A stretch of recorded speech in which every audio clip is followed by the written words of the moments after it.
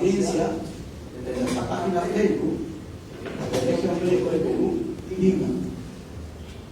Hoy, la Junta Directiva del Consejo Regional 3, 2024-2027, liderada por la doctora Frida González, tiene bien aperturar el ciclo de capacitaciones que se vendrán desarrollando en los 3 siguientes años.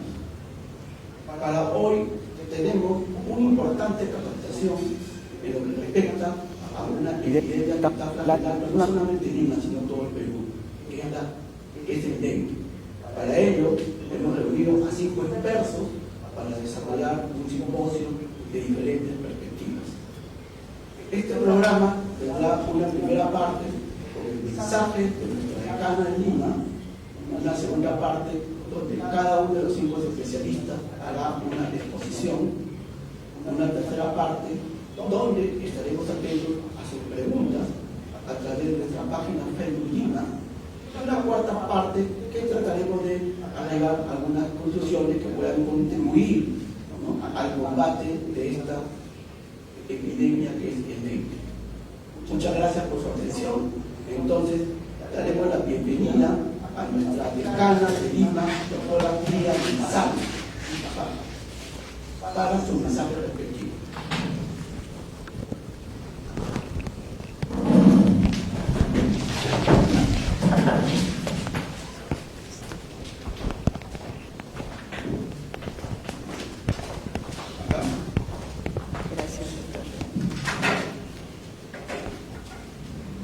Muy buenas tardes a todos nuestros colegas y público en general que ya están conectados a la presente transmisión en vivo.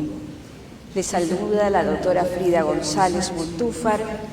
Es un honor para mí como decano del Consejo Regional 3 Lima, del Colegio Médico del Perú, darles la bienvenida en este acto de apertura a nuestro primer simposio virtual de este año 2024, organizado en conjunto con la Secretaría de Desarrollo Profesional y Científico a cargo del doctor Cristian Carpio Bazán.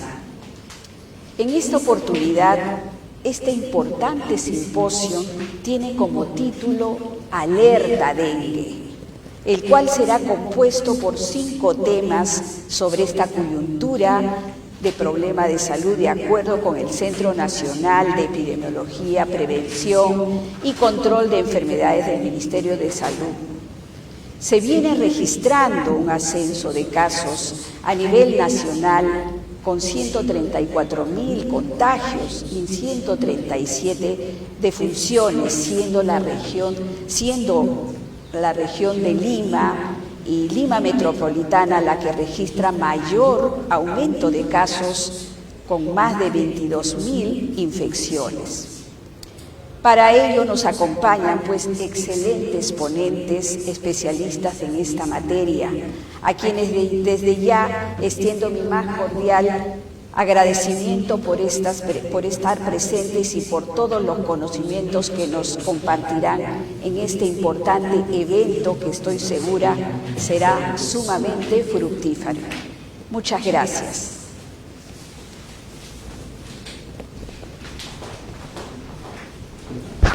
Para continuar con la segunda parte, con exposiciones de destacados especialistas en diferentes sectores, vamos a dar la bienvenida al doctor Juan Carlos Gómez Torres Pretel, médico especialista en infectología y especialista en patología clínica, para que comience las charlas con el tema diagnóstico del dengue.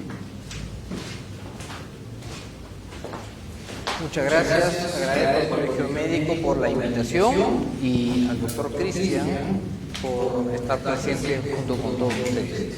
Bueno, a mí me ha tocado hablar sobre el diagnóstico del dengue. ¿Okay? En principio hay que saber que el virus del dengue pertenece a una familia, la familia Flaviviridae, en la cual se encuentran los flavivirus, los pestivirus y los hepativirus.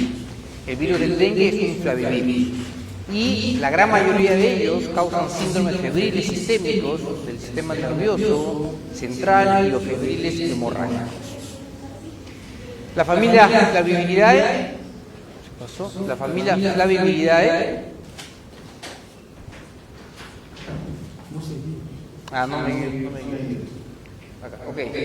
Está compuesto por estos virus que son ARNA, son virus ARNA y tienen unas proyecciones lipídicas en su superficie con glicoproteínas M y glicoproteínas E, que son las de envoltura. ¿Okay? De hecho, por ser DNA virus, están sujetos a gran cantidad de mutaciones y estas son, en términos generales, bastante frecuentes. Se cree que dengue proviene de dinga o yinga, que significa ataque repentino en esta lengua en África, parecido a un calambre o estremecimiento provocado por un espíritu malo, también llamado enfermedad rompehuesos. De hecho, los que hemos tenido somos conscientes de ello.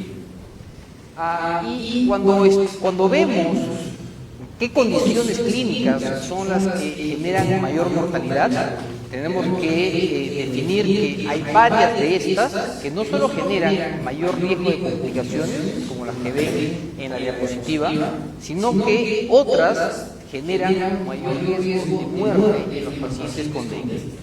Sin embargo, yo creo que en el 2009 hubo un antes y un después en términos diagnósticos, ya que la OMS nos estableció criterios para definir dengue con signos de alarma y dengue sin signos de alarma. Y eso nos permitió poder reconocer a aquellos pacientes que potencialmente podían complicarse y no esperar la complicación en donde ya era muy tarde para actuar, como era la clasificación previa a esta que se definió en 2009 por la OMS. Y aquí en esta diapositiva tienen ustedes cuáles son los síntomas que el paciente debe tener para definirlo con dengue sin signos de alarma, los síntomas que define un paciente con dengue con signos de alarma y aquellas condiciones que definen a un paciente con dengue grave. ¿Okay? Creo que lo más importante para entender el diagnóstico de dengue es entender las fases que la enfermedad o el virus sigue cuando afecta a un paciente. Y quiero detenerme un poco en esta diapositiva con el fin de explicar que la primera fase, que es una fase febril, vamos a encontrar al paciente, como bien lo dice la fase, con fiebre, deshidratado, pero acá hay algo importantísimo, con viremia. Por tanto, la viremia usualmente está en esta fase en la que el paciente tiene fiebre.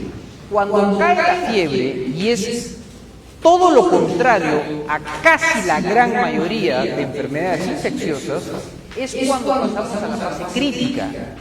Y si es que yo no tuve sospecha que el paciente pudo haber tenido fiebre, dengue, cuando estaba con fiebre y no hice las pruebas adecuadas, lo más probable es que como está sin fiebre, lo mandemos a su casa. Cuando en realidad es esta fase en la cual el paciente afebril se nos complica y por eso se llama fase crítica.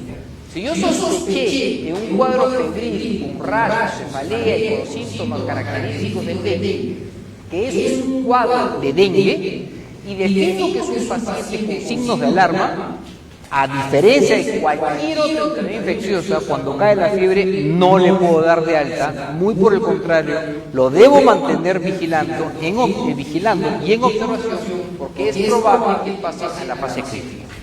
Y es en la fase crítica en donde empiezan recién a aparecer los anticuerpos. Por lo tanto, es la fase en donde ya no puedo utilizar las técnicas que me buscan los virus, sino que tengo que empezar a utilizar las técnicas para la detección de anticuerpos. ¿Ok? Entonces, entender este cuadro, esta fisiopatología y estos tiempos son absolutamente cruciales para ver qué tipo de pruebas utilizar. Por lo tanto, en la fase de infección o en la fase febril, en donde hemos visto que es aquella en donde está el virus circulante en el paciente, las pruebas que voy a utilizar son aquellas capaces de detectar el genoma viral a través de una reacción en cadena de polimerasa, después de una retrotranscripción. Recordemos que este es un virus RNA, lo retrotranscribimos a cDNA y podemos hacer una amplificación, la famosa prueba PCR. ¿Okay?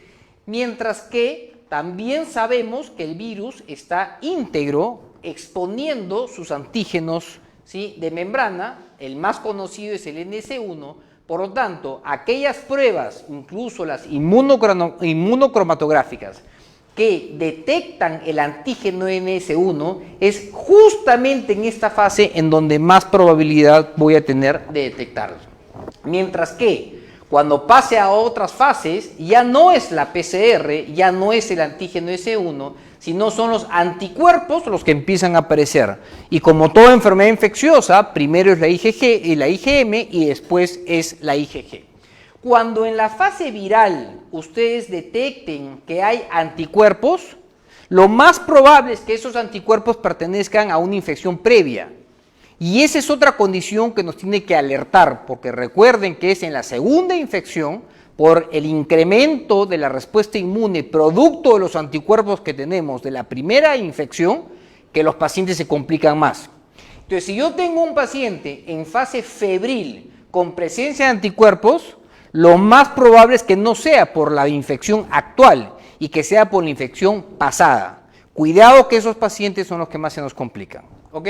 Entonces, vamos a asumir que el paciente no ha tenido antecedente de infección, que es casi lo que sucede en Lima, que es lo que nos viene pasando en Lima. Pocos de los pacientes han estado expuestos al virus, a diferencia de pacientes que provienen del norte o pacientes que provienen de la selva.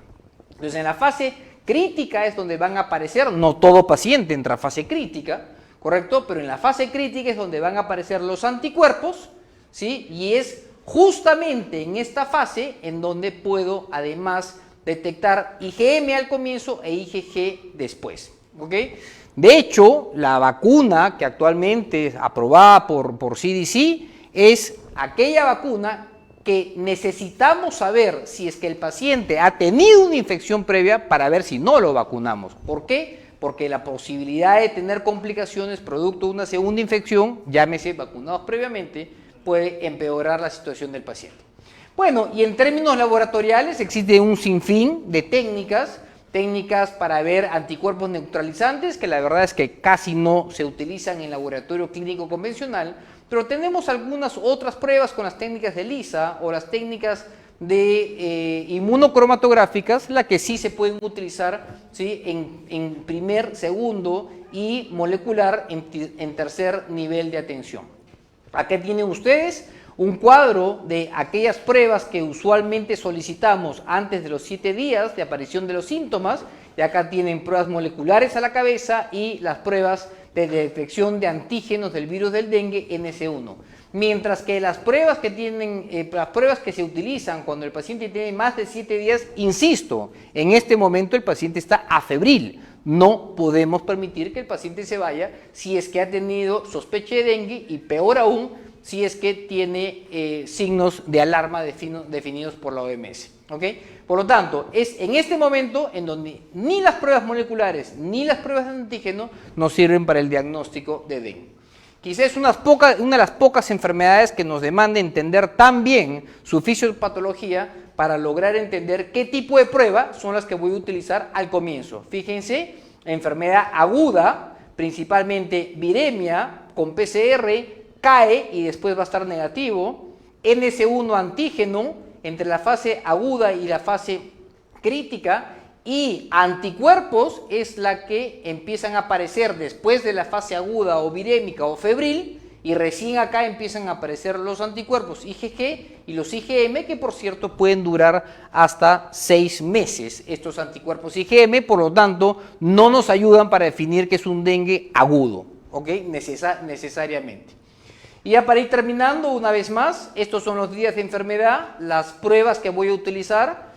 Viremia, voy a utilizar PCR, esto se llama retrotranscripción o real time, que puede ser en tiempo real, ¿correcto? NS1 antígeno, que lo puedo hacer a través de pruebas rápidas o inmunocromatográficas, a través de técnica de ELISA, ¿sí?, en suero o en sangre capilar, y después vienen las pruebas IgG, IgM, que pueden ser también, por cierto, inmunocromatográficas o por ELISA. Una vez más, miren en la infección primaria, virus, NS1, pasan los días, anticuerpos IgG, IgM, pero miren en la segunda infección, el paciente ya viene probablemente con anticuerpos IgG desde los primeros días de infección. Eso nos indica que el paciente ya viene infectado, insisto, mucho cuidado con ese paciente, que estos pacientes son los que más llegan a la fase crítica y se nos complica. Y para terminar, esta es la prueba de PCR, no hacemos más que amplificar molecularmente a través de unas sondas, ¿sí?, que generan fluorescencia cuando en la muestra hay material genético del virus. Utilizamos estas sondas fluorescentes que cuando detecta la amplificación molecular, estas sondas empiezan a emitir fluorescencia y la podemos ver a través de los fotodetectores de los equipos en tiempo real. Y esta es una prueba, la famosa prueba rápida, en donde a su mano derecha van a poder ver ustedes cómo detecta por inmunocromatografía, y oro coloidal van a ver si es que marca acá es una IgM, si marca acá es una IgG, y este es el antígeno S1. No todas las pruebas necesariamente van a corresponder a estos cassettes, algunos vienen por separado el antígeno NS1 de los anticuerpos. Y acá tienen un ejemplo cómo es que se reportan los resultados, ¿correcto? Y esta es la última que más o menos resume lo que ya hemos comentado, qué pedir en la fase aguda y qué pedir en la fase convaleciente, y acá hay algo absolutamente importante. Estos virus pertenecientes a la familia Flaviviridae pueden compartir epítopes antigénicos con otros virus que, por cierto, también se transmiten por Aedes, como Zika y chikungunya. Por lo tanto, si es que yo tengo para utilizar multiplex Zika, chikungunya y dengue en lugares donde circulan o cocirculan estos virus, ¿sí?, de hecho sería la elección. Clínicamente también tenemos algunos criterios para diferenciar, pero no siempre se puede diferenciar. Y lo mismo con la serología, después de en la fase convaleciente, como dije, algunos ya están en fase crítica, lo mismo puedo utilizar considerando que podrían haber, ¿sí?, algunas interacciones o falsos positivos de unos kits con el otro, dado que comparten algún tipo de características antigénicas. Eso es lo que les decía hace un momento, y con esta termino. Gracias a Dios, por lo menos vemos que aparentemente la situación está calmándose, y ya nos los explicarán los colegas, ¿sí?, y ver en especial cuánto tiempo más tenemos de dengue en el Perú y en Lima. Muchísimas gracias por su atención.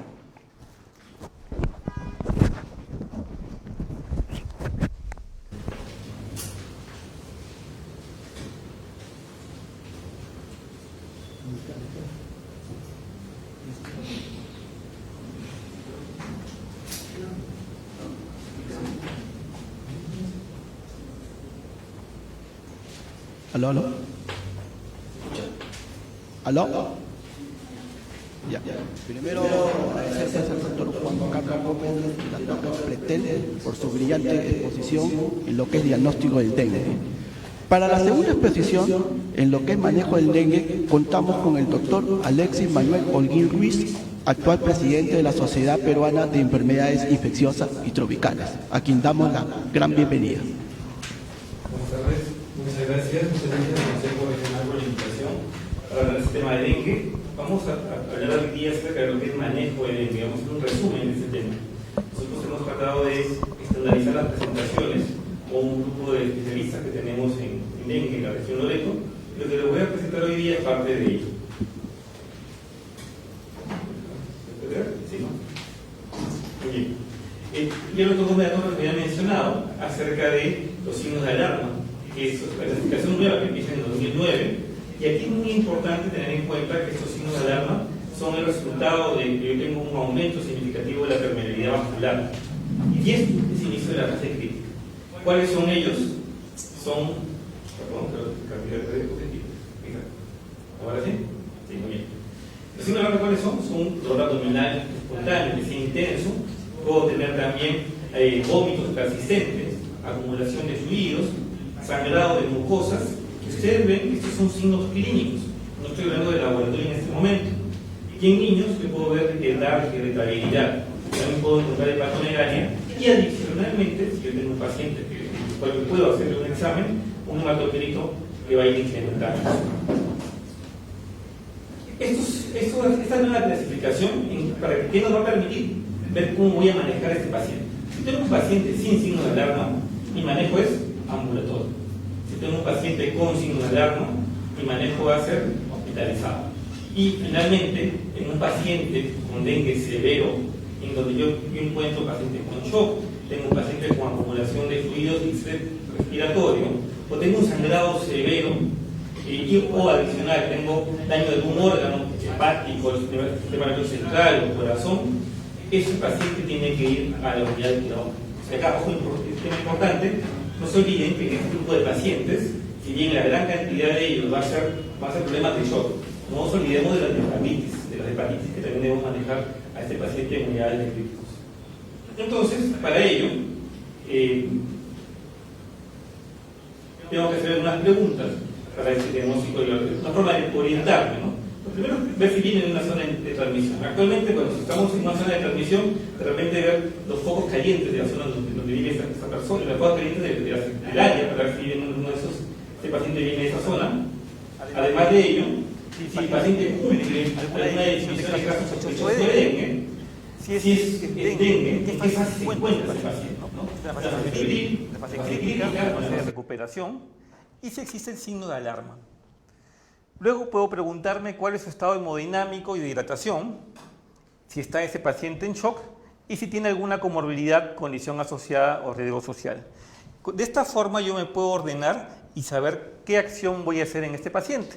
Y finalmente, como les mencionaba, ver si este paciente requiere o no hospitalización. Y eso es un punto que estamos fallando constantemente. Pacientes que de repente llegan a la emergencia o llegan a la atención febriles, que ya tienen alguno de estos signos de alarma y que pasan desapercibidos y se van a casa. Y luego ya llegan en estados críticos. Un ejemplo de ello es, vamos a poner un caso hipotético, ¿no? Una paciente de 23 años que viene de Casma, que tiene 2 días de enfermedad, tiene fiebre, cefalea, dolor osteomuscular generalizado, que inicia súbitamente. Y el primer día de enfermedad tiene un episodio de epistaxis leve. Además, ya tiene una erupción cutánea morbidiforme, en tronco, tiene náuseas, tiene antecedente también de epistaxis previas, es decir, previo a este cuadro febril. El examen tiene 38 de temperatura, frecuencia respiratoria 16, frecuencia cardíaca 110, presión arterial 120/80. Y un examen de plaquetas en 90.000 con un peso 56. Entonces, ese tipo de casos clínicos nosotros los trabajamos y les damos la oportunidad que ustedes vayan respondiendo acerca de algunas preguntas que vamos a hacer. Y yo les voy a enseñar qué pasaba cuando poníamos estas preguntas en algunas capacitaciones. Primero, no hay, a pesar de que hacemos la capacitación previa, no hay un consenso, o mejor dicho, aún no se encuentra una homogeneidad en el momento de responder. El 68% me decía que era febril, y el 31% me decía que estaba en fase crítica y un 2% de recuperación. ¿Este paciente en qué fase está? En fase febril. O, por ejemplo, si yo le preguntaba, ¿tiene signos de alarma esta paciente? Tuvo un episodio de epistaxis leve, ella tenía previamente episodio de epistaxis, no se presentan posteriormente, y miren la diferencia que hay. 34 personas respondieron que sí y 31 que no. Entonces tenemos una dificultad y tenemos que afianzar estos puntos en reconocer los signos de alarma. ¿Cuál es la conducta que debo hacer con esta paciente? Es una paciente que no tenía signos de alarma. ¿Qué debo hacer con ella? ¿Estaba hidratada? Sí. ¿Estaba hemodinámicamente estable? También. ¿Qué debería hacer? 80% me dice que va a ambulatorio, 18% me dice que yo la observe en emergencia y luego se decide, y un 2% la hospitalizo. Yo solo puedo decidir en 2 grupos, son dos alternativas. O el va ambulatorio o lo hospitalizo. No la puedo colocar en observación en la emergencia y luego decidir, eso no. O si lo hospitalizo en emergencia para hospitalizarse para manejo hídrico. Entonces, este también es un punto que debemos ir mejorando. Otro caso clínico diferente. Esta es una mujer de 56 años que viene de ICA, viene de la emergencia con un tiempo de enfermedad de 3 días, con cefalea intensa, dolor osteomuscular, fiebre no cuantificada. Refiere hoy una disminución de cefalea y alza térmica, pero ha presentado dolor abdominal leve que progresivamente se ha hecho más intenso y tiene 4 episodios de vómito. Las funciones vitales son presión arterial 110/70, una frecuencia cardíaca 70 latidos por minuto, una frecuencia respiratoria de 20 respiraciones por minuto y un peso de 70 kilos. ¿Puede ser dengue? Definitivamente puede ser dengue, sí.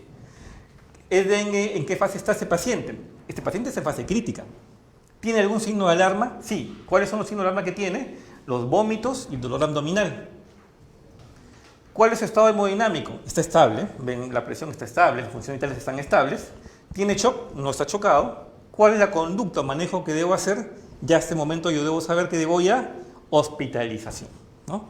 Entonces, este tipo de pacientes, yo debo enfocarme cómo voy respondiendo esas preguntas para tener un orden y de repente evitar algunos pacientes que vayan a casa, ¿no? ¿Por qué? Acuérdense que el grupo A, ¿se acuerdan ese paciente que está sin signos de alarma? Se envía a casa. Tengo un grupo B, que es el paciente que tiene, en este grupo B que voy a hospitalizar, tengo dos opciones. El B1, que son pacientes que no tienen signos de alarma, pero tienen una afección asociada, tienen una comorbilidad o riesgo. ¿Quiénes están en este grupo de riesgo? Sobre todo riesgo social. Adultos mayores que viven solos, niños pequeños que de repente no tienen quien los cuiden en casa, gestantes que de repente no tienen quien las pueda movilizar. Hay que ver siempre el tema de riesgo social y las comorbilidades. Y en el B2, los dengues con signo de alarma, que tienen uno o más de esos síntomas que hemos conversado. Entonces, este grupo B tiene estos dos subgrupos. Y el grupo C, que es el dengue grave, es el que requiere un tratamiento de emergencia y va a ir a una unidad de críticos. ¿Qué recomendaciones daríamos para el tratamiento del paciente con dengue? Primero, estos pacientes, si son del grupo A, que van a ser enviados a casa, tengo que evaluar clínicamente a diario hasta 48 horas después de la caída de fiebre. Entonces, para eso yo tengo que tener una unidad de febriles. Entonces, este paciente que yo le estoy dando de alta a casa, al día siguiente debe venir con algún tipo de cartilla que yo debo elaborar fácilmente, en donde me coloque si ha tenido fiebre, si ha tenido vómitos, si tiene forma de medir la presión, cómo ha estado su presión y así sucesivamente. ¿Qué debo evaluar? ¿Cómo va la enfermedad, la efervescencia, si tengo acceso al hematocrito, el aumento del hematocrito y la aparición de signos de alarma? ¿Qué debo hacer si el paciente se queda en casa? Es importante. ¿Qué mensaje le doy yo al paciente?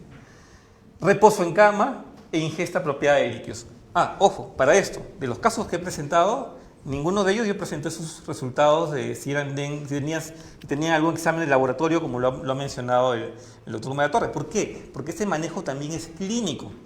En un momento de brote tengo que manejar clínicamente y tener en cuenta ello. El resultado puede estar en proceso, pero yo debo actuar inmediatamente. ¿Y qué debo dar de líquidos? Tratamiento de vía oral con sales de retractación oral. Puedo usar cualquier tipo de líquidos, jugo de frutas, leche, soluciones salinas. Y el uso de paracetamol, no olvidarnos de no dar más de 4 gramos. Y en algún caso, de repente yo voy a tener niños o algún paciente que yo requiera usar metamizol, nunca usarlo intramuscular. Ese paciente debe ser el metamizol intravenoso con una vía en donde yo pueda hidratar a ese paciente adecuadamente. Pero yo no puedo mandar a un paciente con metamizol con indicación a casa. Compresas para la fiebre y buscar eliminar los criaderos que estén cerca a la casa o alrededores. ¿Qué no debo hacer o qué debo evitar? No, evitar todos los que son AINES, los analgésicos no esteroideos, no dar aspirina, no usar vía intramuscular o endovenosa para alguno de estos medicamentos, ni en supositorios. Además, no se olviden, esta es una enfermedad viral, no uso antibióticos. Estamos viendo pacientes que les están dando dimegrinato. Ese paciente que viene vomitando, ¿qué debo hacer? Hidratarlo. No lo voy a mandar a casa con dimegrinato. O pacientes que vienen con diosina, con antiespasmódicos, y ese dolor abdominal que tienen no es por dolor abdominal visceral, es un problema de que tengo extravasación y tengo que hidratarlo adecuadamente y ustedes van a ver cómo va a bajar el dolor abdominal. Y importante, sacamos un comunicado hace un par de semanas acerca del uso de ivermectina o doxiciclina. No está aprobado, no tengo suficiente evidencia para recomendarlo. Los estudios en los cuales algunos profesionales de la salud están recomendando esto tienen problemas metodológicos, así que no debo usar este tipo de medicamentos. ¿Qué recomendaciones en el paciente hospitalizado? Si yo tengo un paciente debo tener el valor del hematocrito antes de hidratarlo, pero esto sí, si me va a demorar esto, empiezo mi hidratación y voy continuando. Y la hidratación siempre es con cristaloides, usamos cloruro de sodio y empezamos con 10 mililitros kilo hora, 1 a 2 horas. Luego, según si el paciente está estable, los signos de alarma han disminuido, bajo a 5 a 7, 2 a 4 horas, 3 a 5, 2 a 4 horas, y finalmente en mantenimiento de 24 horas, 2 a 3 mililitros por kilo por hora. Excepciones, pacientes con comorbilidades, como adultos mayores, cardiópatas, en donde yo no le puedo poner 10 mililitros, sino le puedo poner 5 mililitros. Siempre medir la presión arterial y midan la diuresis, sobre todo para no evitar sobrecarga hídrica. Y bueno, algo rápido es lo que mencionaba de la diuresis. Ojo, no usamos plaquetas para colocar a este paciente, las plaquetas van a ir cayendo. Y la fisiopatología de esta enfermedad, estas plaquetas se van a recuperar después de pasar esta fase crítica. Es normal. Vigilen también que no haya hipotensión. Y criterio de alta, paciente que está sin fiebre 48 horas, tiene mejoría clínica y algunos exámenes de laboratorio que han mejorado, ¿no? Tendencia al aumento de plaquetas o hematocrito estable, y también a veces hay el aumento de leucocitos. Finalmente, en nuestra página de sociedad, ustedes van a encontrar acá un enlace que dice Dengue, información y capacitaciones. Acá hemos agregado 3 capacitaciones que se han realizado, es parte de lo que les he mencionado hoy día, donde pueden verlas ustedes de forma más detallada, y algunas de ellas tienen ejemplos prácticos que ustedes pueden seguir. Y finalmente, este es el grupo que se ha trabajado, el doctor Casapía, que se trabajó también en La Libertad, en trabajo conjunto con el Ministerio de Salud para apoyar al gobierno regional de allá, y quienes han elaborado todo este material para hacer la parte de capacitación. Gracias.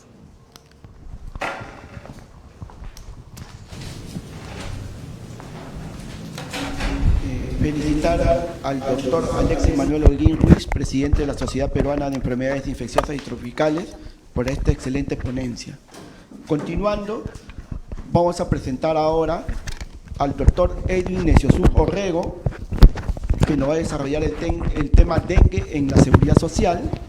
El doctor es jefe de la Oficina de Inteligencia e Información Sanitaria de Exsalud. Aprovechamos a toda nuestra audiencia que si tuvieran interrogantes lo puedan escribir en nuestra página Facebook, que la tercera parte de este simposio va a ser responder preguntas. Muchas gracias. Doctor Neciosub.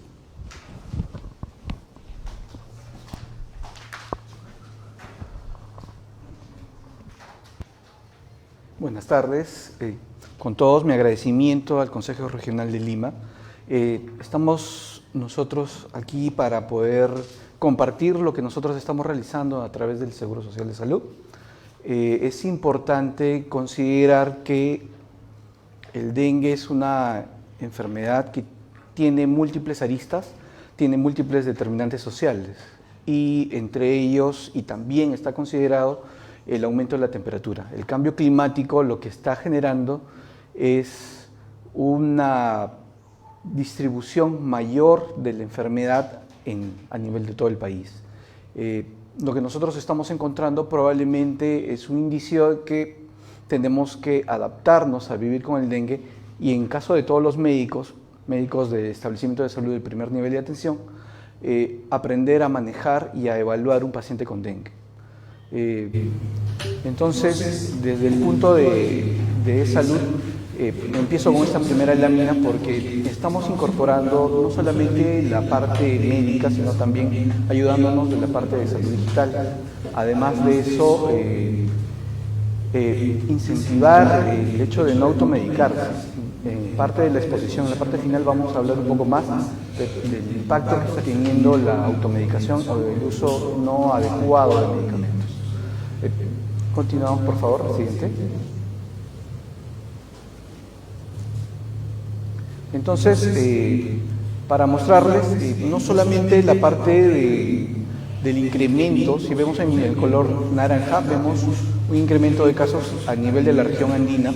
En esta línea punteada gruesa vemos el lado, la línea punteada gruesa vemos cómo el comportamiento a nivel del país, y en la línea punteada de color verde vemos los casos que nosotros tenemos como notificación identificados en salud. Siguiente.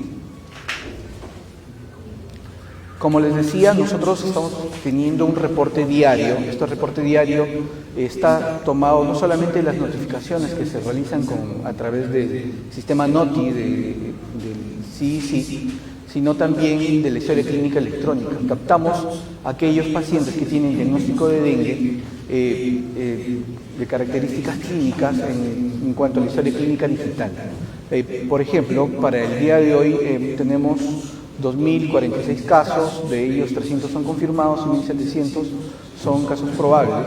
En estos momentos tenemos 406 personas hospitalizadas y hacemos un acumulado de 88.000 casos hasta el día de hoy, en todo lo que es el 2024, con 68 personas lamentablemente fallecidas. Siguiente. Esta es la curva que nosotros tenemos. En el color azul tenemos los casos confirmados, en el color naranja tenemos los casos probables, y vemos, si descartamos la última semana, que es la que estamos nosotros en estos momentos avanzando, vemos que la curva todavía se sigue manteniendo alta, ¿no? Seguimos, siguiente. Cuando comenzamos a encontrar, nosotros nos estratificamos por redes y vemos qué redes son las que tienen mayor cantidad de casos. Estamos hablando de las redes como son Ica, La Libertad, Piura, Sabogal, Ancash, Lambayeque, Almenara, Rebagliati. Como escucharán, estamos hablando no solamente de la zona norte, de la zona sur, sino que también de Lima. En estas últimas semanas estamos encontrando un incremento de casos en estas zonas. Siguiente. Cuando evaluamos estos casos por establecimientos, vemos que, por ejemplo, hospitales como el Hospital Félix Torrealba, el René Toche, el Hospital de Chimbote, el Antonio Escravonja, el Hospital Marino Molina, el Hospital Esperanza, son aquellos que tienen mayor casos de notificación de casos de dengue en la zona reportados por Salud. Siguiente. En cuanto a pacientes hospitalizados, vemos que hay un crecimiento si vemos la primera columna, que es la columna del día 20 de marzo, empezamos con 300 pacientes y en la actualidad tenemos alrededor de 406 pacientes. Esto ha tenido un incremento constante durante estas últimas semanas. Siguiente. En cuanto a los fallecidos, nosotros los fallecidos por semana epidemiológica tenemos 68 fallecidos relacionados a dengue, 3 están en investigación, haciendo un total de 71 pacientes, identificados en las siguientes redes: La Libertad, Lambayeque, Ica, Sabogal, Ancash, Almenara, Piura, Rebagliati, Jaén. La Libertad con 14 fallecidos, Lambayeque con 13 fallecidos, Ica con 12 fallecidos. Las redes que en estas semanas están reportando fallecidos: estamos en La Libertad, estamos en Lambayeque, en Sabogal y en Almenara. Siguiente, por favor. Y aquí viene la última parte, que es una mirada con respecto a los fallecidos y engrana con lo que estaba comentando el doctor Holguín y el doctor Gómez de la Torre. Las condiciones de riesgo de los fallecidos. Las condiciones de riesgo de los fallecidos en este análisis de 48 fallecidos de Salud es principalmente el 66% de los fallecidos son adultos mayores, el 81% de los fallecidos tienen alguna condición de riesgo. ¿Qué condiciones de riesgo son? Nosotros estamos encontrando, por ejemplo, enfermedades como hipertensión, como diabetes, como cáncer. Cuando evaluamos por grupos de edades, vemos que en el grupo de edad de niños, de los 4 fallecidos que nosotros tenemos, 2 tienen entre 1 a 3 condiciones de riesgo. En adolescentes es igual, semejante, 1-1. Sin embargo, en el adulto mayor, todos los pacientes adultos mayores tienen alguna condición de riesgo. Es más, de los 32 fallecidos, 15 tienen más de 4 condiciones de riesgo incorporadas. Siguiente. Entonces, cuando vemos qué condiciones de riesgo están identificadas, por ejemplo, en esta muestra de 48 fallecidos, 32 son adultos mayores, 25 personas tienen hipertensión, 7 diabetes, 6 personas tienen cáncer y 3 tienen obesidad. Vuelvo a remarcar el hecho de que cuando viene un paciente tiene que ser adecuadamente clasificado, porque si no es adecuadamente clasificado, el manejo no es el adecuado, ¿no? Siguiente. Cuando evaluamos estas condiciones de riesgo por departamento o por grupo de edad, vamos a ver, por ejemplo, en la red ICA, de los 11 fallecidos, solamente 2 no tenían condiciones de riesgo. Es más, 9 en total tenían alguna condición de riesgo. Eso hace que la identificación de pacientes o la clasificación de pacientes fallecidos a nivel de salud son pacientes adultos mayores que tienen condiciones de riesgo y que en el primer contacto con los servicios de salud debería evaluarse su hospitalización hasta que no se demuestre lo contrario. Siguiente, creo que ese es... Sí. Entonces, esta es una última lámina que quiero compartir con ustedes, que son por ejemplo, los casos de defunciones de ICA, tengo acá en pantalla 7 pacientes fallecidos. Por ejemplo, tengo un paciente de 72 años que tenía hipertensión, tenía ACV, tenía insuficiencia cardíaca congestiva, fibrilación auricular, diabetes, desnutrido crónico y postración.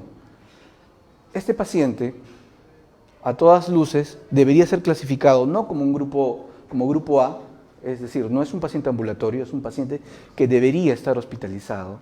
Es un paciente que no debería tener una automedicación, no debería tener una aplicación de metamisol intramuscular y regresar a su casa. Eso no debería ser. La recomendación de metamisol es en pacientes hospitalizados. Nosotros, a través de las capacitaciones que también tenemos con el doctor Hernando Lachira, el doctor mencionaba que el manejo del dengue es un manejo enzimático. Decía, ¿por qué enzimático, doctor? Porque es enzima del paciente, porque se tiene que manejar la presión arterial media, porque este manejo de presión arterial media unido a la hidratación es un manejo donde yo tengo que ver cómo va la presión, cómo va la hidratación cada 2 horas. No es que yo evalúo al paciente y regreso al día siguiente a ver cómo va, porque las características del paciente de ir a un mal diagnóstico, a un mal manejo clínico o lamentablemente un fallecimiento es porque el seguimiento no es adecuado, la hidratación no se ve. Tenemos, por ejemplo, pacientes que lamentablemente, y es parte de lo que estamos viendo, como los síntomas a veces son muy inespecíficos, son considerados como faringitis. Y lo que se estila en algunos establecimientos es poner metamisol, poner diclofenaco y mandarlos a su casa para manejo ambulatorio. O el cóctel que estábamos comentando de diclofenaco con dexametasona y se envía a su casa. Pacientes con estas características inespecíficas que provienen de zonas donde nosotros sabemos que hay dengue, tendremos que evaluarlos adecuadamente y si hay el antecedente de síndrome febril, evaluar en qué etapa está, evaluar si es o no es un paciente con dengue antes de recetar, antes de derivar un paciente con estas patologías. Vemos que son pacientes, por ejemplo, un paciente con 81 años está en quimioterapia por un cáncer de vejiga y tiene artrosis, es decir, tiene uso de medicamentos que ya lo hacen ya un adulto frágil. Definitivamente estos pacientes deberían estar hospitalizados. Entonces necesitamos tener mucha importancia desde el primer nivel de atención en poder identificar, calificar adecuadamente, hacer la referencia adecuada y hacer el seguimiento de estos síntomas en estos pacientes. Eso sería todo. Muchas gracias.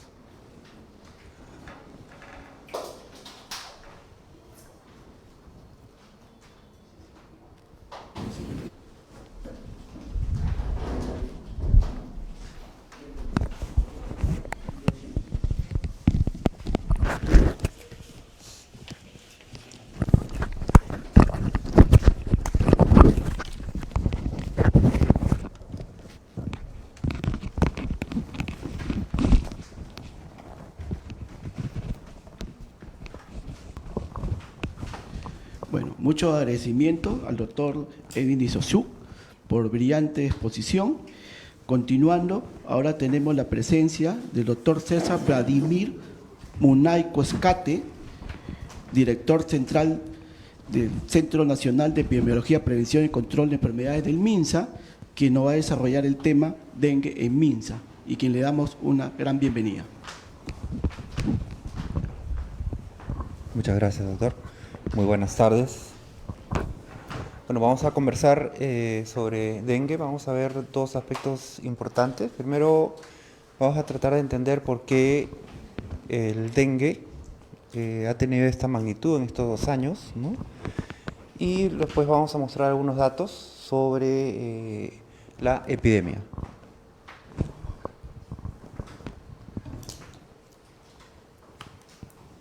Ok, el dengue es una enfermedad que tiene diferentes factores, ¿no? Ya desde el año 1956, ¿no? Que fue erradicado el Aedes y luego se volvió a reintroducir al país, ¿no? Ocasionando brotes importantes, ¿no? A nivel, primero en la selva, ¿no? En la zona de Loreto, y luego ha ido diseminándose al resto del país. Lamentablemente este mosquito es un mosquito que vive con nosotros, ¿no? Y está presente básicamente en todas las casas. Por eso es importante las medidas de prevención, ¿no? Lamentablemente cuando tenemos un brote ya que ha iniciado, es bien difícil poder controlar este brote. Entonces por eso es importante las medidas preventivas y la actuación previa, ¿no? Previa a que se dé este incremento de casos. Por otro lado, es clave también el manejo de los pacientes, porque los pacientes bien manejados no deberían fallecer. Ahí es importante la identificación de los casos, la evaluación de los signos de alarma, evitar los retrasos que se dan por diferentes razones, ya sean por automedicación o también por falta de reconocimiento de los signos de alarma. Y es importante también una capacitación y entrenamiento del personal de salud que pueda abordar adecuadamente los casos de dengue. Bueno, vamos a esperar que puedan colocar la presentación. Y vamos a ir conversando mientras van colocando la presentación. En estos 2 años, el año 2023 y 2024, hemos tenido un cambio importante en el comportamiento epidemiológico del dengue. Y hay varias explicaciones a este cambio. Probablemente este cambio en los patrones de dengue que estamos viendo actualmente van a persistir en los años siguientes. Por eso es importante empezar a trabajar. Ya en el Ministerio de Salud estamos trabajando para poder afrontar lo que se viene en un futuro, ¿no? Con respecto a esta enfermedad. Es clave, ¿no? Que a nivel de los gobiernos regionales puedan haber acciones concretas y podamos nosotros tratar de reducir el impacto de las epidemias que se pueden presentar en los siguientes años, ¿no? Si continúa este comportamiento relacionado con algunos cambios que les voy a mencionar en unos momentos, vamos a observar que en los siguientes años se pueden presentar epidemias también de gran magnitud, ¿no? Ya hay una alerta de la OMS, ¿no? Que en los siguientes años probablemente vamos a tener epidemias grandes de dengue y la idea es pues estar preparados y sobre todo hacer un manejo adecuado de los pacientes.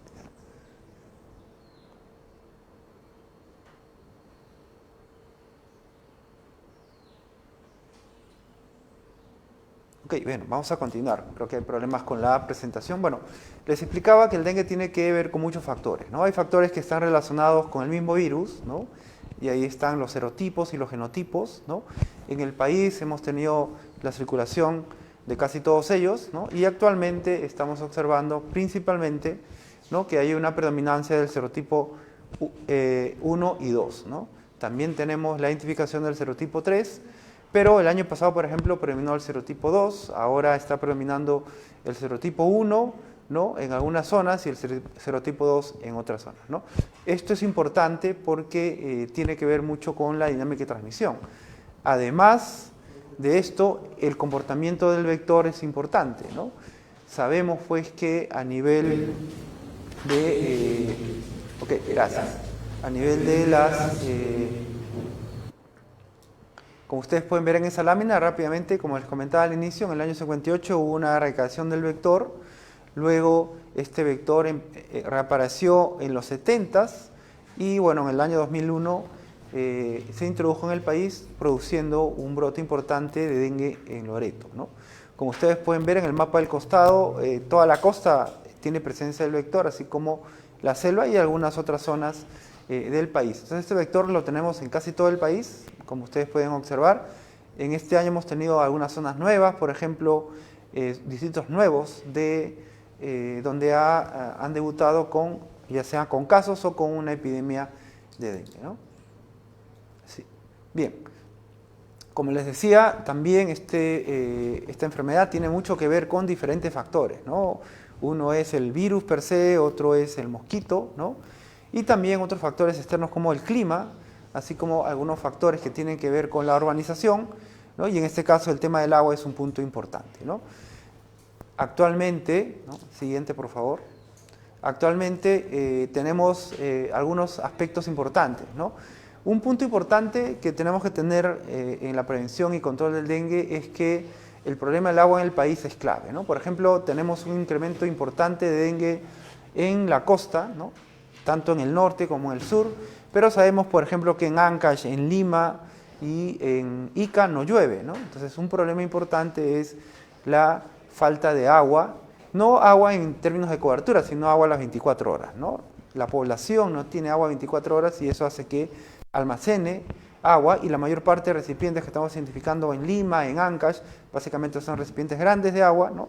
Son bidones donde el mosquito coloca sus huevos, y obviamente esto hace que la mayor parte de casas estén comprometidas. Siguiente, por favor, ¿no? A nivel del país, nosotros más o menos tenemos que un 45 a 50% de viviendas a nivel de todo el país tienen agua a las 24 horas, ¿no?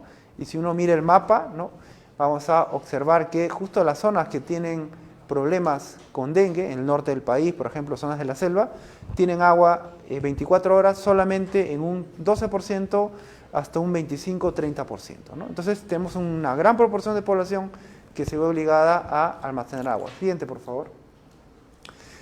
Les decía también que un factor importante son los serotipos, y eso tiene que ver mucho con la presentación de la severidad de la enfermedad. Desde hace bastante tiempo viene predominando el serotipo 1 y 2, pero ha habido algunos cambios, ¿no?, que ustedes pueden observar en la lámina, ¿no? También tenemos el serotipo 3, que todavía estamos identificando muy pocos casos, pero no sabemos qué va a ocurrir en los siguientes años, ¿no?, porque si aparece otro serotipo, obviamente eso genera un riesgo para la población. Siguiente.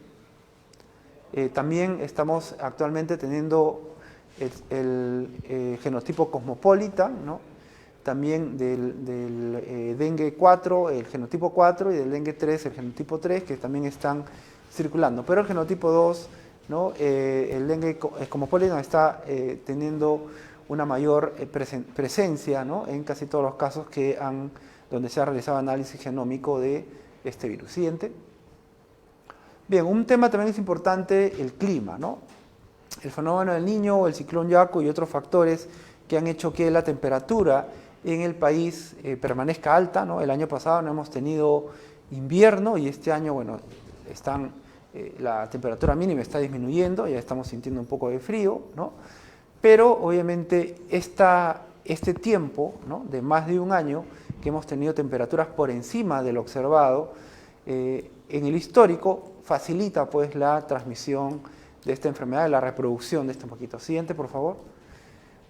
Ya hay estudios que señalan que la capacidad vectorial, ¿no?, de este vector se está incrementando, ¿no?, y eso hace que en los siguientes años tengamos epidemias de mayor magnitud. Siguiente. Y si vemos Perú, ustedes pueden ver ahí, ¿no?, la temperatura promedio, ¿no?, está casi 2 o 3 puntos por encima del histórico, la temperatura mínima está 2 puntos por encima del histórico, y miren, la temperatura máxima está por 4 y 5 puntos por encima del histórico, ¿no? Entonces, la falta de agua, las condiciones ambientales, ¿no?, en términos de temperatura y humedad, son condiciones perfectas para que se produzcan estas epidemias de gran magnitud, ¿no? Como ustedes pueden ver, en los años anteriores no había mucha diferencia entre la temperatura que se presentaba en ese año con la temperatura histórica, pero este incremento del año 2023 y este año se explica también por este incremento en las temperaturas. Siguiente, por favor.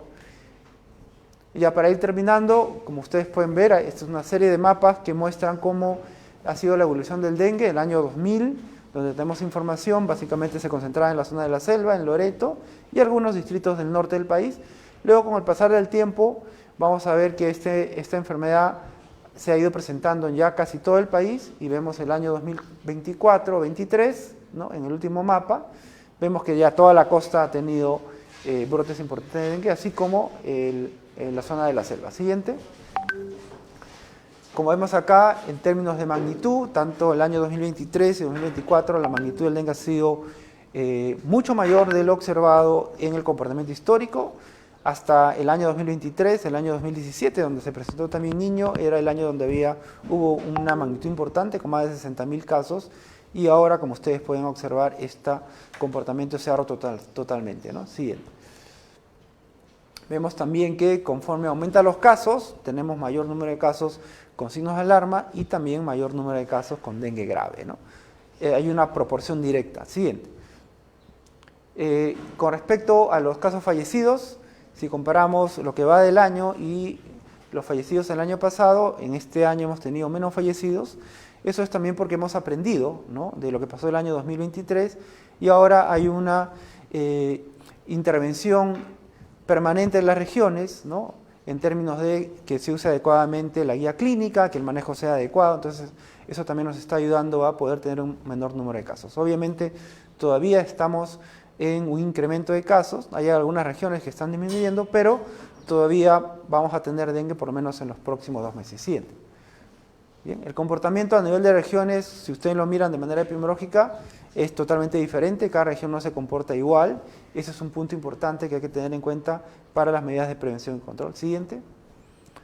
¿No? Y si comparamos la magnitud, pues, de los 3 años, ¿no?, 2017, 2023, 2024, o sea, la magnitud con respecto al 2017, que era el año con mayor magnitud, obviamente ha cambiado, ¿no? Y esperamos, si este cambio a nivel de la temperatura y si persiste el problema del agua, podemos esperar en los siguientes años brotes de magnitud importante. Siguiente.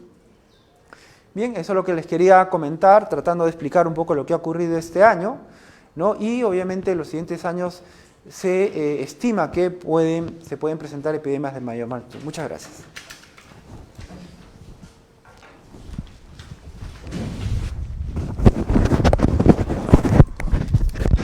Bueno, agradecer la brillante exposición del doctor César Punaico Escate, director general del Centro Nacional de Epidemiología, Prevención y Control de Enfermedades.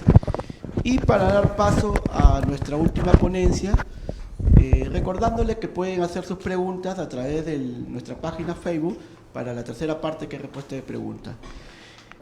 Como último expositor tenemos al biólogo Elmer Leonel Campos Acasiete, de la Dirección de Salud Ambiental e Inocuidad Alimentaria DIRIS Lima Sur, ¿no?, que nos va a desarrollar un tema muy importante que se llama el control del vector Aedes aegypti, a quien le damos una calurosa bienvenida.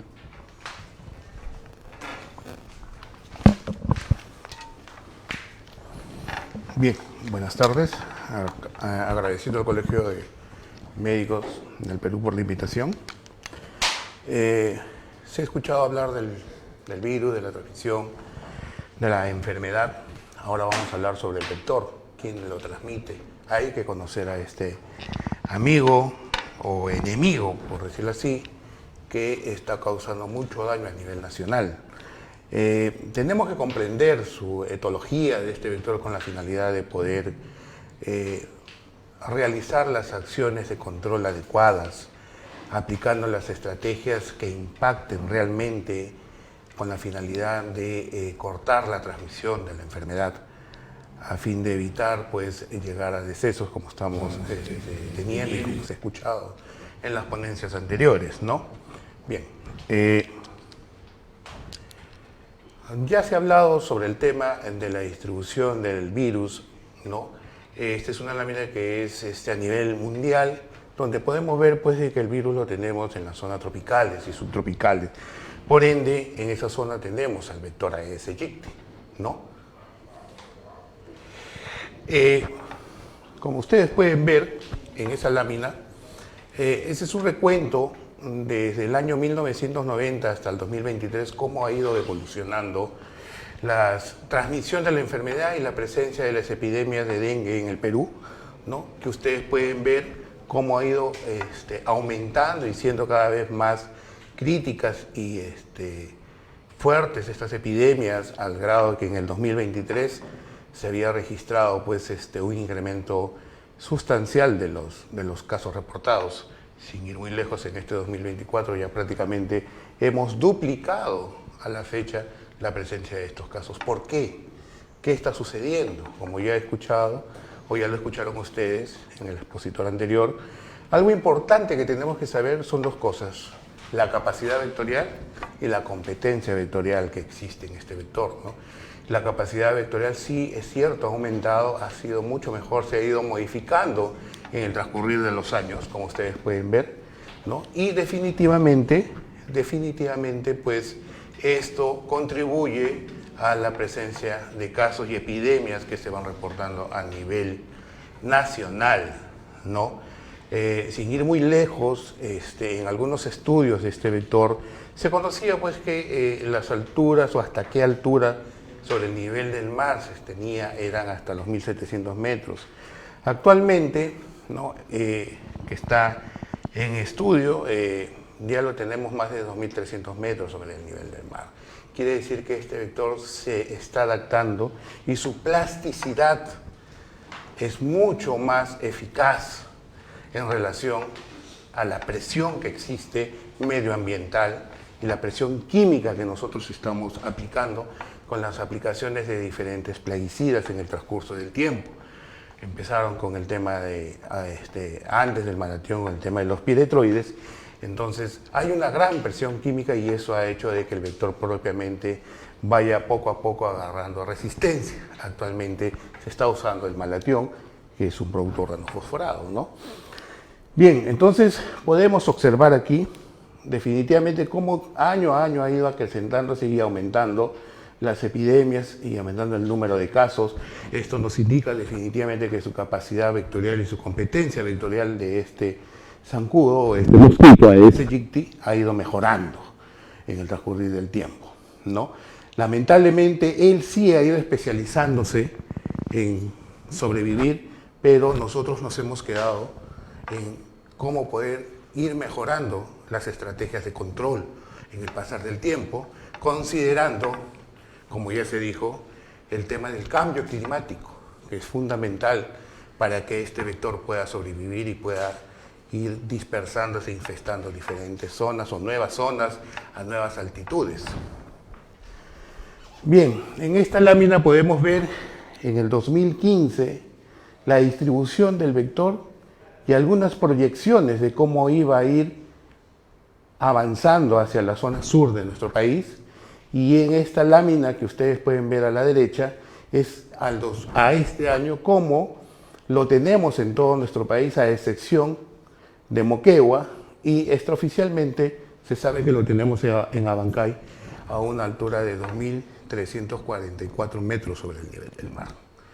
Entonces definitivamente estamos detrás de él cuando deberíamos ir delante del vector, avanzando con nuevas estrategias en función a su modificación de conducta, de comportamiento, de hábitos de sobrevivencia de este vector. Este es un claro ejemplo cómo ha ido ganando espacio, dispersándose a tal punto que en el año 2023 ya nos estaba avisando de lo que se nos iba a venir en el 2024. La presencia de casos en prácticamente el 80 o 90% del país que se estaban reportando. Esta es una sala situacional de la IRIS donde yo trabajo, es la cantidad de casos que se tienen y como ustedes pueden ver en el mapa inferior, prácticamente casi toda la jurisdicción de la IRIS Lima Sur está infestada y está reportando casos de dengue. Ahora, ¿por qué? ¿Qué está pasando? Bien, este es un estudio de Colombia que, si bien es cierto, no es nuestro país, pero refleja lo que también está sucediendo aquí en nuestro país, ¿sí? Este es un estudio de revisión bibliográfica que han hecho en ese país para ver el impacto del cambio climático sobre el vector Aedes aegypti y Aedes albopictus. Dos vectores importantes porque ambos transmiten fiebre amarilla, ¿no? Y también el dengue. Este último no lo tenemos actualmente en el país, ¿no? Está en países vecinos como Colombia y Brasil, aún no está en nuestro país, se entiende que no, por las actividades de vigilancia que normalmente se vienen realizando, ¿correcto? Entonces, el cambio climático ha intervenido en el ciclo de vida del organismo que producen enfermedades tropicales, ¿no? Desatendidas. Entonces, definitivamente el cambio climático juega un rol muy importante en este momento frente a lo que estamos viviendo, ¿no? La metodología que ellos han aplicado es una revisión bibliográfica, ¿no? De fuentes consultadas, ¿no? En base a datos estadísticos y que dentro de este trabajo de investigación podemos ver o se ha extraído tres conclusiones importantes. Que el cambio climático está involucrado en la variación de la distribución geográfica, de enfermedades transmitidas por vectores y en la afectación de la población en diferentes regiones. Además, es fundamental educar a la comunidad con la ayuda de políticas públicas sobre las estrategias de prevención y control de vectores. Y por último, tanto el concepto de una salud, que es importante, que deberíamos empezar a tomarlo en cuenta, en la que en este concepto de una salud, están abarcando la salud humana, la salud animal y el medio ambiente como objetivo, como el objetivo 13 del desarrollo sostenible. Entonces, estas tres conclusiones las traigo a colación con la finalidad de poder hacer una reflexión. No vamos a poder, logísticamente ni presupuestalmente, el país va a poder aguantar acciones de control a nivel nacional. No es posible actualmente. Por eso es muy importante que empecemos a trabajar a nivel de educación. Empecemos a enfocar las acciones en general como una salud. Es un nuevo concepto que está introduciéndose y que deberíamos tenerlo o llevarlo a lo que es dengue. Bien, en este estudio también se habla de las condiciones bióticas y abióticas que afectan el crecimiento y reproducción del ciclo biológico del vector Aedes aegypti. Acá podemos ver pues que a medida que hay aumento de la temperatura, ¿no?, el tamaño corporal de las larvas de este vector va aumentando. También es importante ver pues que hay áreas demográficas, ¿no?, con menos, en ese momento de este estudio, con menos de 2.200 metros sobre el nivel del mar donde existía el vector.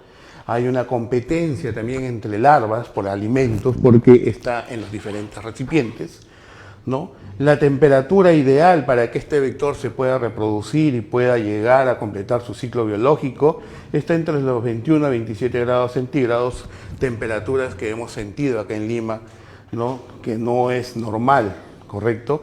Y la ingesta de sangre es más rápida entre los 26 a 35 grados centígrados.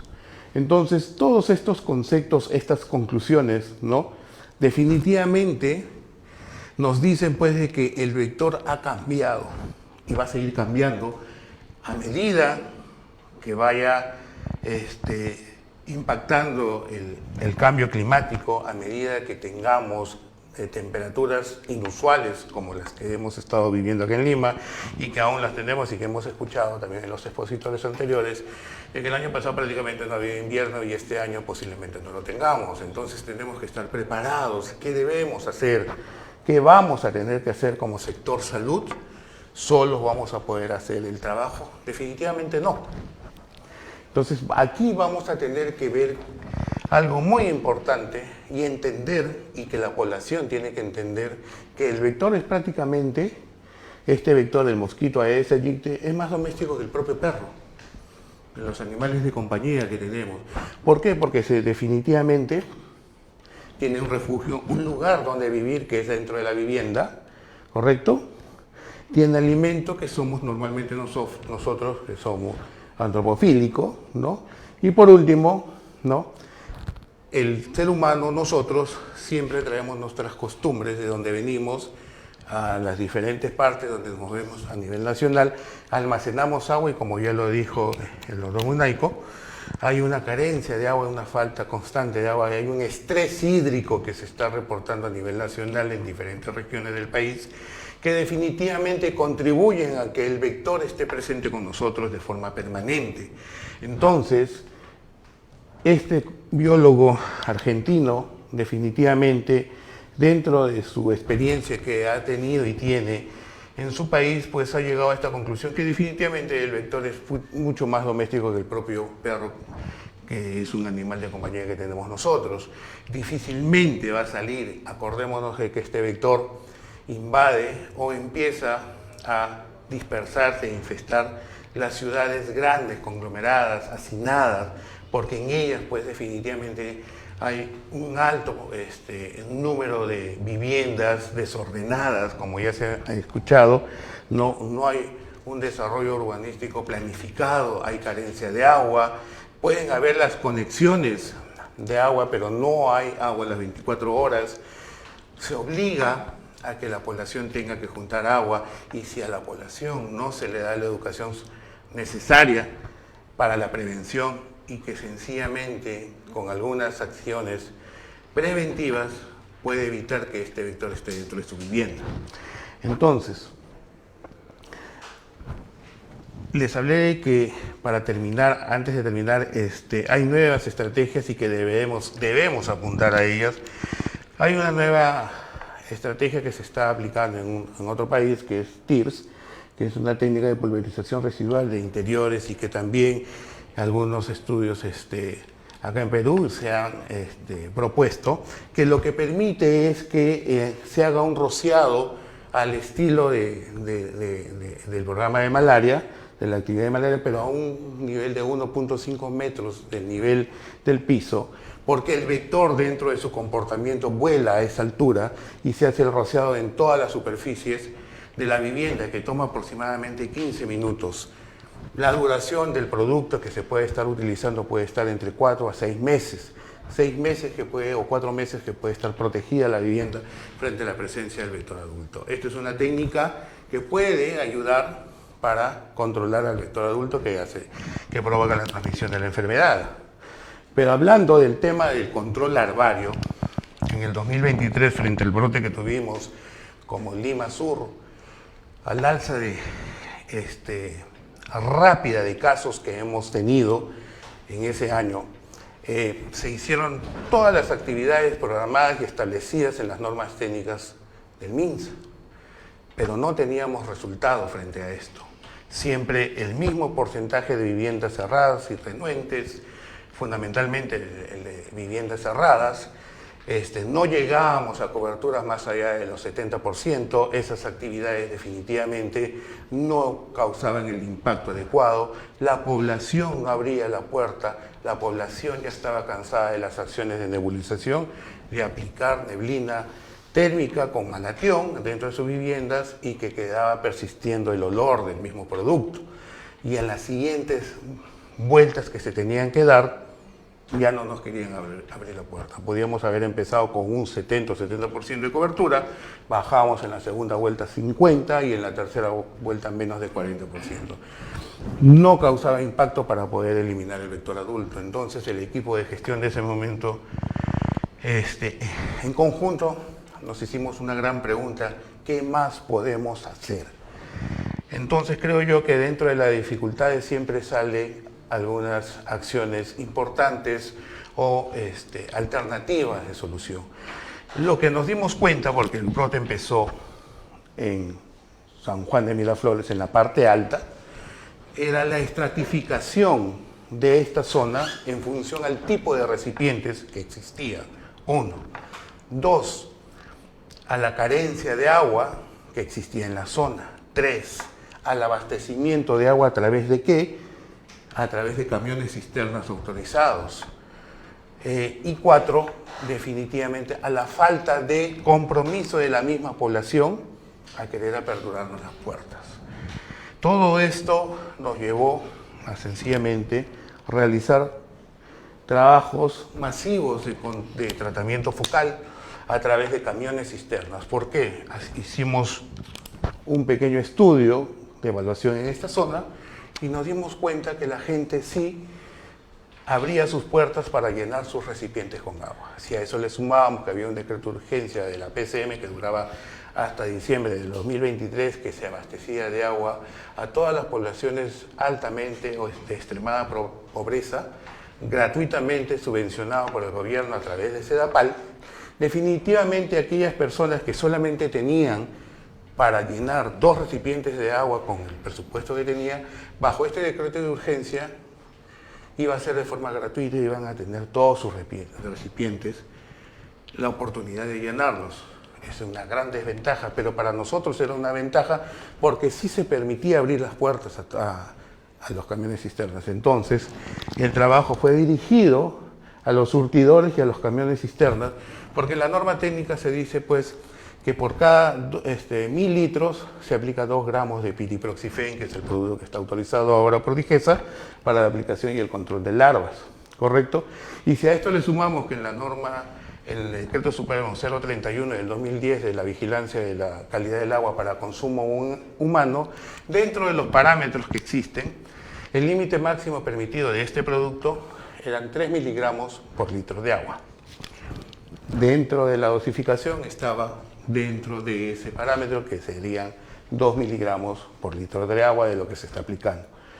Lo que hizo que prácticamente fuera disminuyendo los indicadores entomológicos, mientras que se iban aplicando constantemente los camiones cisternas que iban a las diferentes zonas, que para nosotros eran altamente viviendas cerradas y renuentes. Para los camiones cisternas definitivamente sí les aperturaban las puertas y había esa apertura y esa facilidad y oportunidad de aplicar de esta manera el producto, lo cual al final la DIRES optó por oficializarlo y sacarlo con una resolución directoral en ese momento, ¿no? Entonces, estas dos estrategias, y existen muchas otras más, sería bueno de que empecemos a hacer probarlas y ver si realmente funciona, porque definitivamente el trabajo que se viene realizando actualmente no va a lograr que podamos controlar esta situación que se está presentando a nivel nacional. Y como ya estoy escuchando y lo han dicho nuestros expositores anteriores, esto pues definitivamente tiene para más y va a ser mucho más crítico, porque vuelvo a repetir, el vector tiene una gran plasticidad y una gran capacidad de poder sobrevivir y adaptarse al medio ambiente y poder adaptarse frente a las diferentes presiones ambientales, químicas y sociales y de saneamiento que puedan existir en ese momento, con la finalidad de poder sobrevivir y poder definitivamente perpetuar su especie, ¿no? Teniendo el vector, vamos a seguir teniendo la enfermedad. Eso sería todo. Muchísimas gracias. Bueno, con esta brillante exposición del biólogo Hermes Leonel Campos AK7, control de vector Aedes aegypti, de la Dirección de Salud Ambiental y Inocuidad Alimentaria de Lima Sur, terminamos esta importante rueda de exposiciones. Vamos a hacer un paréntesis de 5 minutos, un receso. Aprovechemos para que los colegiados que nos están oyendo continúen haciendo sus preguntas para una tercera parte que va a ser la respuesta a estas preguntas y las conclusiones finales. Entonces haremos un receso de unos 5 minutos. Muchas gracias.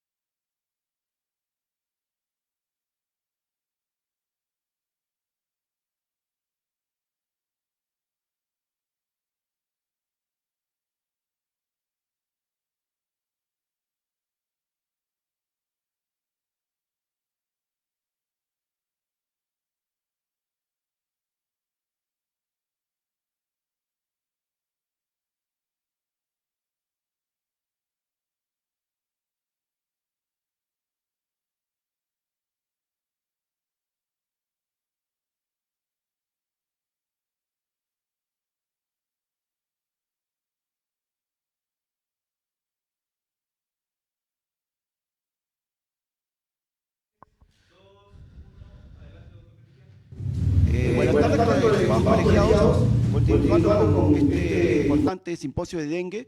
Pasaremos pues a la tercera y última parte, que es las preguntas y las conclusiones, ¿no? Hemos estado revisando nuestra página Facebook y acá tenemos algunas preguntas, ¿no?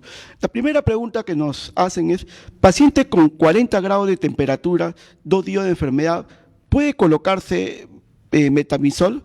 Bueno, para eso vamos a trasladarle la pregunta a nuestro panel, al doctor Holguín, a ver si nos puede responder. Gracias, doctor Carpio. Tengo que evaluar a mi paciente. Si es un paciente que la fiebre no está bajando con paracetamol ni con medios físicos, podría colocarle metamizol siempre y cuando sea endovenoso. No lo puedo colocar intramuscular. Y ojo, en un paciente que le coloco metamizol intravenoso, tiene que ver también cómo está su presión arterial previo a colocársele. Algunos pacientes, la fiebre necesariamente en estos primeros días puede ser muy alta. No es riesgo que tenga fiebre alta un paciente adulto, un paciente joven. Sin embargo, sobre todo en niños sí tengo que tener cuidado por las conmociones febriles, pero en un adulto, con manejo con paracetamol, con medios físicos, podría manejarlo. Muchas gracias. Ahora pasaremos a la segunda pregunta. Todos los pacientes de salud hacen descarte de dengue. Bueno, en esta oportunidad trasladaremos la pregunta al doctor Neciosuk de Salud. Muchas gracias, doctor Carpio. Con respecto al dengue, tenemos que resaltar que el diagnóstico es un diagnóstico clínico y el manejo no depende en realidad de una prueba. Sin embargo, varias de las redes de salud están incorporando pruebas, tanto pruebas tipo PCR como pruebas de tipo antigénicas para lo que es el manejo de dengue.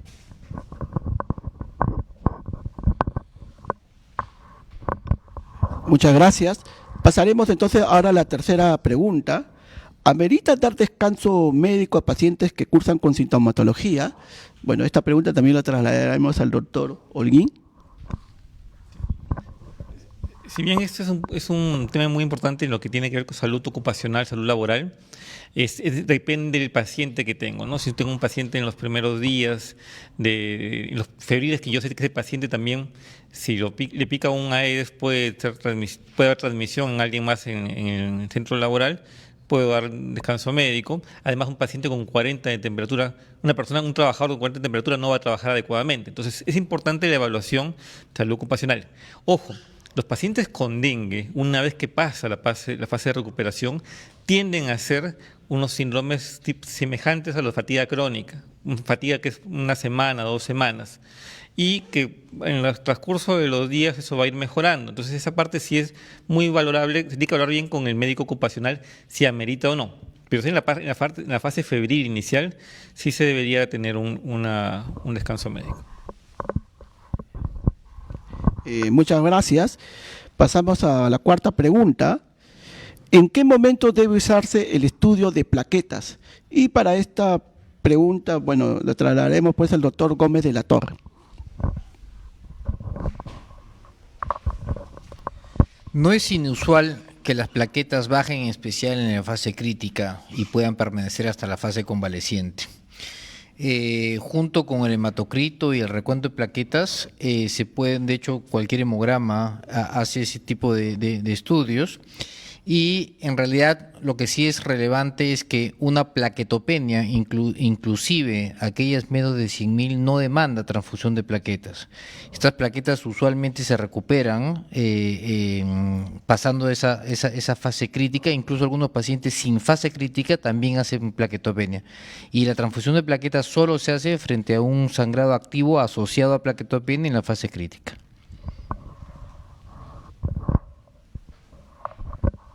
Muchas gracias. Habría una quinta pregunta. ¿En qué momento debe usarse plasma en lugar de cristaloides? Como es una pregunta clínica, entonces también lo vamos a trasladar al doctor Holguín. El uso sí es cristaloides. El plasma se referiría en caso de un paciente que haya tenido una depresión de volumen muy marcado. No vamos a verlo eso generalmente en el ambulatorio, en la hospitalización, sino en áreas críticas. Pero además se entendería que es un paciente que ha tenido pérdidas más que un paciente común de la hospitalización de dengue. Entonces el manejo básico es cristaloides en todo paciente con dengue.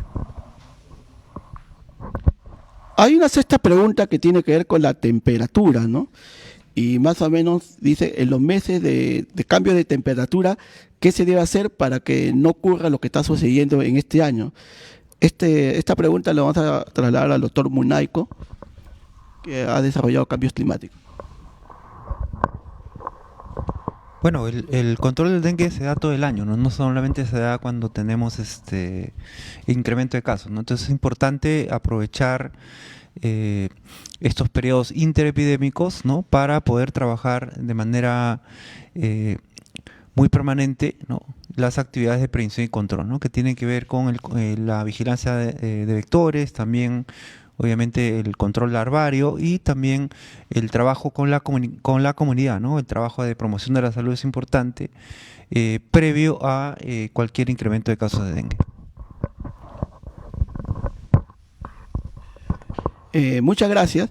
Y bueno, para terminar esta rueda de preguntas, tenemos una pregunta que dice, el vector Aedes aegypti inicialmente se encontraba en zonas tropicales y subtropicales, pero también se estaría encontrando en regiones subandinas.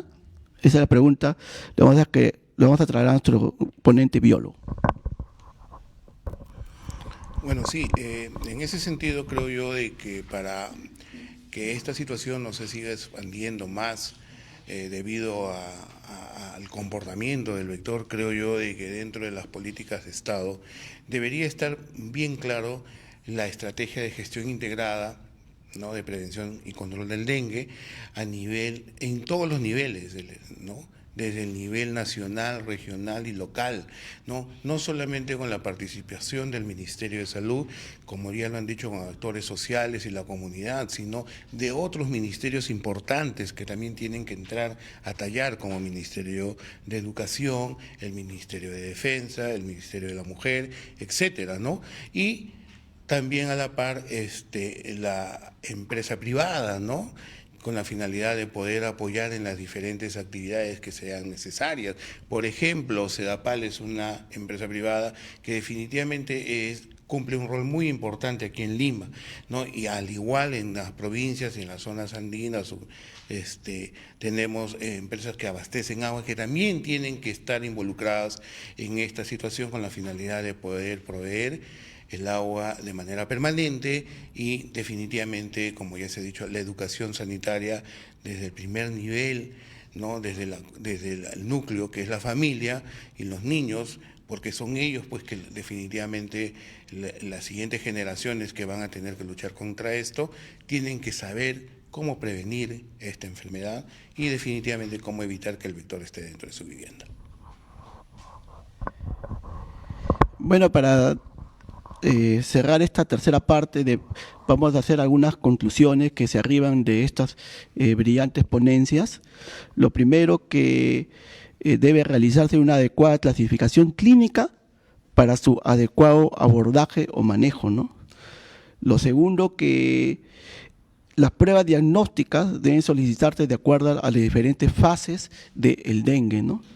Lo tercero, que el manejo va a depender si puede ser ambulatorio, ¿no? Sin signo de alarma, pero debe ser hospitalización cuando hay signos de alarma, ¿no? Cuarto, son importantes saber que las condiciones estructurales, por ejemplo, la eficiencia del agua en nuestro país y las condiciones ambientales, por ejemplo, el cambio climático que está sufriendo el mundo, están favoreciendo pues la expansión del dengue, ¿no? Del vector Aedes aegypti. Quinto, que el vector Aedes aegypti actualmente tiene una gran plasticidad y adaptación para la dispersión, ¿no? Y su supervivencia, ¿no? Y eso hace más complicado el combate del dengue. Y por último, para combatir el dengue, todos estamos de acuerdo que es un trabajo multisectorial, donde si bien es cierto participa el sector salud, también deben participar otros sectores como educación, vivienda, entre otros, en general una política de Estado. Bueno, agradecer de mi parte a toda la audiencia del Consejo Regional 3 y del sector salud que nos están viendo, y a distinguido panel de especialistas que se han tenido a bien presentar hoy para hacer este importante panel. Para cerrar, voy a dar la palabra a nuestra decana para que envíe un saludo final. Muchas gracias, doctora. Gracias, doctor. Bueno, pues ya llegando a las finales de este simposio de alerta dengue, agradecemos a todos los ponentes por la magnífica ponencia y creemos pues que el Colegio Médico debe estar a la vanguardia de todas las patologías. En este caso tenemos una gran problemática en Lima metropolitana, en la cual esta enfermedad pues ha sido un poco agobiante, pero parece que ya está de baja, pero no debemos perder la guardia. Muy agradecidos a los oyentes, a toda la comunidad médica y al público en general. Vamos a seguir con estas actividades científicas que es necesario, educando y poniéndonos al día toda la comunidad médica y por ende para beneficio de nuestra población, que es el fin del Colegio Médico. Muchas gracias, doctores, por la participación. Esperemos tenerlos nuevamente. Va a haber muchos temas de mucha importancia y les agradecemos eternamente. Muchas gracias.